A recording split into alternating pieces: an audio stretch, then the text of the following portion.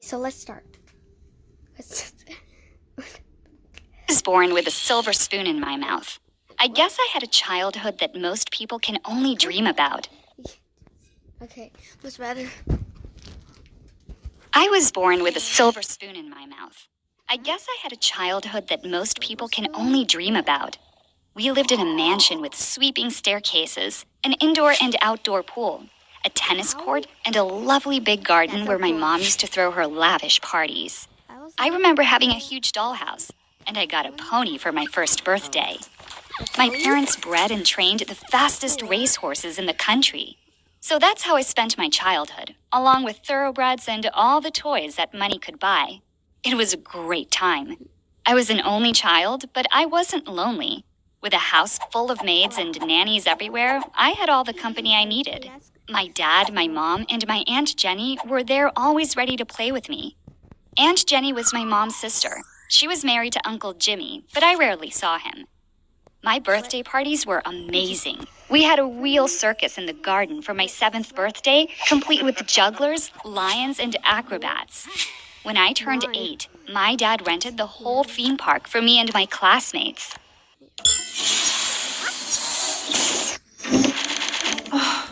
Not even one epic hero. I have to do it again. All the princesses were there to sing my happy birthday song. It was so magical. When it got too hot in the summer, my family and I got on my dad's private jet and headed off to the slopes where I learned to ski. Then it was off to Paris and Milan to buy my lovely dresses and handmade shoes. One shop even made my own personalized perfume. It was called Princess Grace, and it was named after me. Princess Grace, that's what everybody called me. I guess I was kind of a princess, the heir to an empire. If you click the like and subscribe buttons, you'll turn into a real-life princess, too. Don't forget to leave a comment below.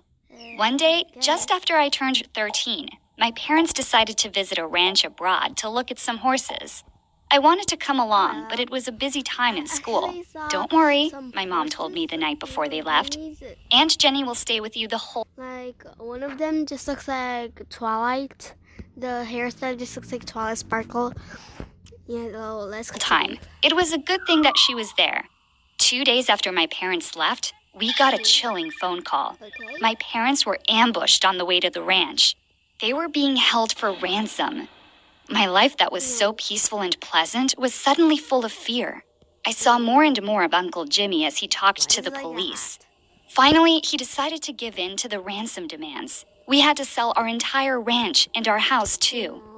I have decided to give in to their demands so I can save the lives of your parents, he said. I told Uncle Jim to give the kidnappers anything they wanted. I wanted my parents to be safe, and I wanted them back home. Be strong, princess, Aunt Jenny said while hugging me tight. But the news got worse and worse. After selling everything, I heard the most terrible news. The kidnappers got the ransom they wanted, but my parents never came home. I never saw them again. I was devastated. I couldn't believe what was happening. I clung to Aunt Jenny and we both sobbed. Uncle Jimmy looked stressed and angry. I felt like I was living in a nightmare. I was trapped in a torture chamber in my brain that was still trying to grasp the fact that my parents were dead. When I finally woke up from my nightmare, I was already 14 years old and living in Aunt Jenny's house. But the Aunt Jenny that I knew had changed too. She was always so chatty and happy before my parents died. Now, she was always quiet. I could tell that she was scared a lot, more often than not when Uncle Jimmy was home. One day, I understood why. The reason why Aunt Jenny was always over at our house back then was because Uncle Jimmy had a... 你有病啊！赶紧上床躺着去。 had a terrible temper. He used to hit Aunt Jenny, so she ran to my mom. Now, there was no escaping Uncle Jimmy. There was no escape for her. There was no escape even for me. One day, Uncle Jimmy got home drunk. Even before saying anything, he swung his arm and hit Aunt Jenny in the face. He threw her against the wall and started screaming. Now we have this brat to feed? She's not worth anything anymore. Aunt Jenny was shaking. This is bad. I was How? shaking too. Why is When it Uncle bad? Jimmy turned around to get another drink from the cupboard, he turned to me and whispered, "Run, princess, run away." I didn't know what else to do. How could I leave? Where could I go? I ran back to my room. While packing up some loose change, I heard Aunt Jenny screaming in the kitchen. Then there was silence. The silence was more terrible than anything I have ever heard. I heard Uncle Jimmy stomping to my room. My only option was to jump out of the window. So I ran away. I was scared for myself, but I was also scared for Aunt Jenny. I walked to the bus station and took the first bus out of there. When I got off again, it was in a whole new and unfamiliar place. I realized that I had no idea what to do next. "Hey, miss," someone cried out to me in the street. "Do you want to share my cardboard bed tonight?" It was a homeless man. He looked scary and dirty. I've never been out on the streets by myself alone at night. "Leave that kid alone," someone else cried. "Are you lost, kid? Do you need help to go back home?" I shook my head and I ran as fast as I could. I didn't know where I was running to, though. That night, I slept on a bench in the park. It was narrow and uncomfortable. I had to pull my jacket over my head so I could get some rest. When I woke up, my shoes were gone. My backpack was gone, too. Oh, no. It had all the money I had left. I was now completely broke, homeless, and hungry. I didn't know what to do. I wandered around the streets with my bare feet. Only after a few steps, I stepped on something sharp and I cried out. My foot was bleeding. "Hey!" cried the same voice I heard the night before.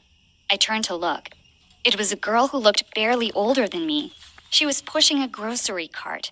"Be careful where you step. There's a lot of nasty things on the ground and that cut's going to get infected." She led me to another bench. Then she brought out some antiseptic and bandages from the cart and began to clean my foot. "You better find a way to get some shoes, kid," she said. "You won't survive life on the streets without them." I nodded, but I kept quiet. I got a chill when I heard her say, "life on the streets." I guess this was my life now. She pointed me to some trash bins in a nearby alley. "That's the back of the department store," she said. "Sometimes they throw stuff out. They don't need it and they don't sell it, but it's a treasure for the rest of us." So I limped to the alley. There were a lot of trash bins to go through, but I found a pair of shoes with ripped out soles. "You can use some tape to wrap around the shoes," the girl said. "Here, I've got some in my cart." She was so helpful. I was still kind of scared of her, but she was being good to me. "Thank you so much," I said. "What's your name?" She told me that she had a nice name once, when she still had a home. But now everyone called her Emmy. Emmy, short for emergency. I make it a point to fill my cart with emergency things, just in case someone needs it. I guess you needed it now. "What's your name, kid?" I was about to open my mouth and say Princess Grace, but I wasn't a princess anymore. "My name is Grace," I whispered softly. Suddenly, Emmy laughed. "Grace isn't a tough enough name for a life on the street. There's no grace found here. You look like you just ran away from home. You've got to be stronger if you want to live here." So Emmy gave me another name, Athena. She told me that if I couldn't go back home, I'd have to be as brave as the great goddess of war. And it was war out there. We lived in alleyways and dumpsters. Emmy told me that a lot of people threw good food away. Oh, no. There was always something to eat from the trash if I got there before the rats did. I wanted to cry and scream. This place was filthy and disgusting. I wasn't going to eat someone else's leftover food. I wasn't going to fish out a half-eaten sandwich from the trash. Emmy must have seen the disgust on my face. She slapped me. "Stop acting like you're above it all. There's no grace found here. You look like you just ran away from home. You've got to be stronger if you want to live here." So Emmy gave me another name, Athena. She told me that if I couldn't go back home, I'd have to be as brave as the great goddess of war. And it was war out there. We lived in alleyways and dumpsters. Emmy told me that a lot of people threw good food away. There was always something to eat from the trash if I got there before the rats did. I wanted to cry and scream. This place was filthy and disgusting. I wasn't going to eat someone else's leftover food. I wasn't going to fish out a half-eaten sandwich from the trash. Emmy must have seen the disgust on my face. She slapped me. "Stop acting like you're above it all. If you've got no place to go, then this is it for you. We all have to eat." I vowed to myself that I wasn't going to stoop that low. I wasn't an animal who had to fight for scraps of food. There's a shop in Milan that used to make my signature perfume, for crying out loud. But as the hours passed, I got hungry. Nobody was coming to bring me a crunchy grilled sandwich and a soup on a silver platter. The only silver in my life was a trash bin now. So before the sun set that day, I found myself ankle deep in filth, desperately looking for anything to eat in the trash cans behind a diner. I got to a half-full takeaway box just in time. The busboy of the restaurant came out and shooed me away.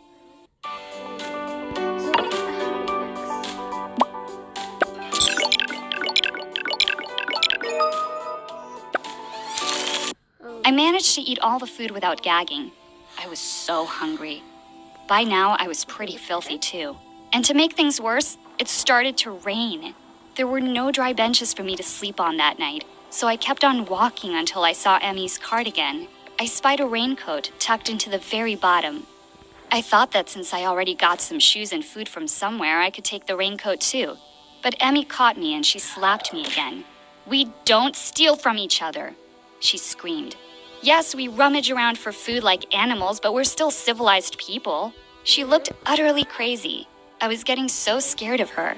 She looked like she was ready to bite me. Emmy grabbed me by the shoulders and shook me so hard. I started to cry. I called out for my mother. Emmy suddenly stopped. She was breathing so hard and crying too. She let me go. She slumped down on the wet floor and sobbed. "I'm sorry, kid. That's what my foster parents used to do to me when I stole food from the kitchen," she said. "You can share my tent tonight." I thought I would be too scared to close my eyes, but one whole day on the street was too much for me. The moment that my head hit the floor, I slept. When I woke up the next day, Emmy decided that she needed to teach me the rules. First of all, there were more kids there than I initially thought. There seemed to be around 50 of us just roaming the streets of the city. They were all runaways of some sort. Some from abusive homes, some escaped from orphanages. Emmy was actually older than me. She was already 15, and she's been on the street since she was 12. I left. Also, those kids, they're also selling some stuff, so they're not, they're selling some food. Yeah, like they just got some food out of I just got out of a restaurant and just saw some kids.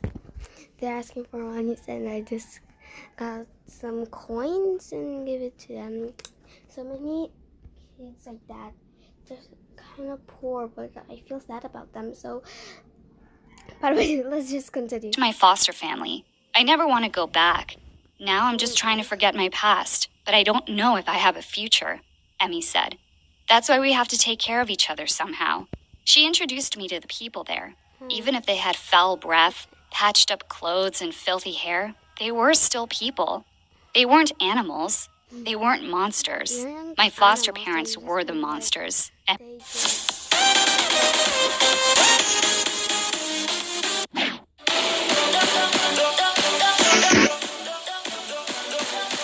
Emmy added, "I bet you know some real monsters, Athena." I nodded and quietly agreed. Uncle Jimmy was a monster too. So I became a part of this ragged family. I looked pitiful and sad enough to beg. I got a lot of spare change from nicely dressed people passing by. Everything I got, I shared it with the others. Sometimes we could afford a whole loaf of bread and some hot soup. It helped on cold nights when we couldn't light the drums for fire. There wasn't any money left for anything else, not even a pair of shoes. Some nights I thought of the lavish collection of dresses I bought from Paris. Now I looked like a rat on the street. But I changed more than just my clothes. I was braver and stronger now. I could feel like the real Athena, and I could face anything.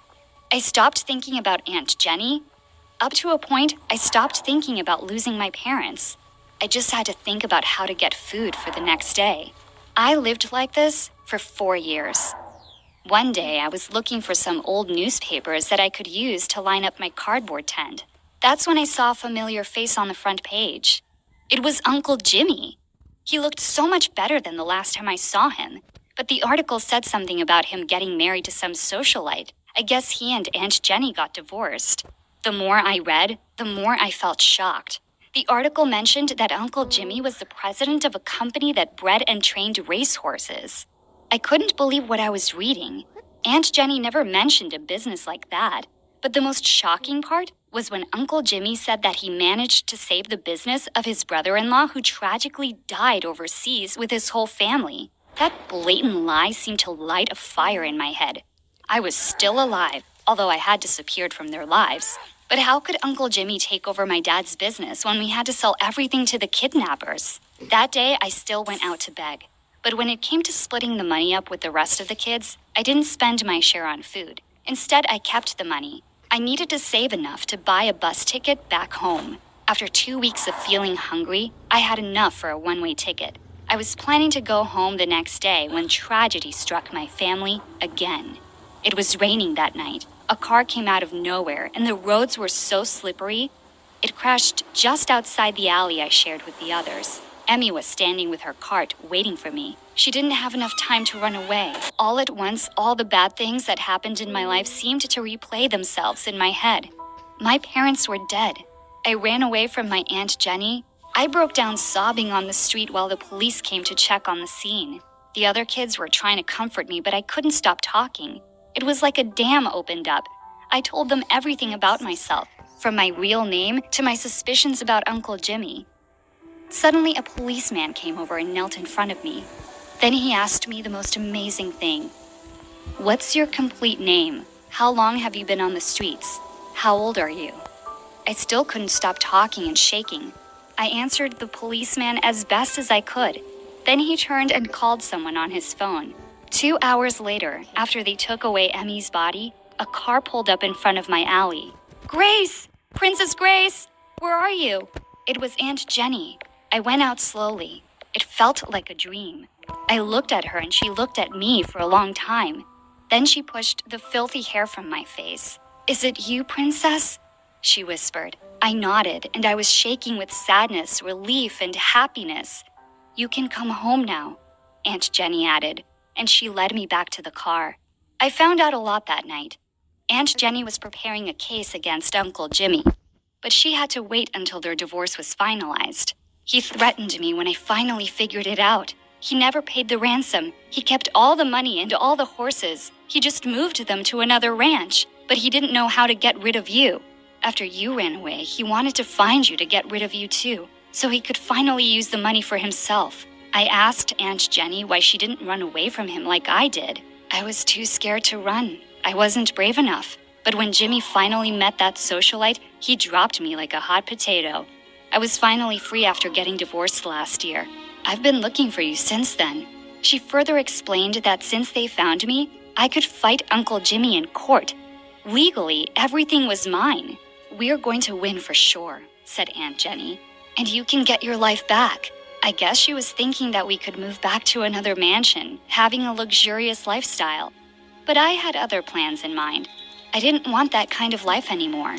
Being on the streets made me realize that there are people who may look dirty, but they have clean souls. I thought of Emmy. After we get all the money back, we can buy a big house. But we won't be the only ones living there, I said to Aunt Jenny. I'm bringing all the kids with me. I can be a mother to all of them. I can be a mother to all those kids in the dumpsters and alleys who think they have no place to call home. 50 children. Okay, so I guess it's already... Wait, what are you talking? So I guess already this for this one. Oh, it's this one. This is glasses. It's this one. So that's bye bye.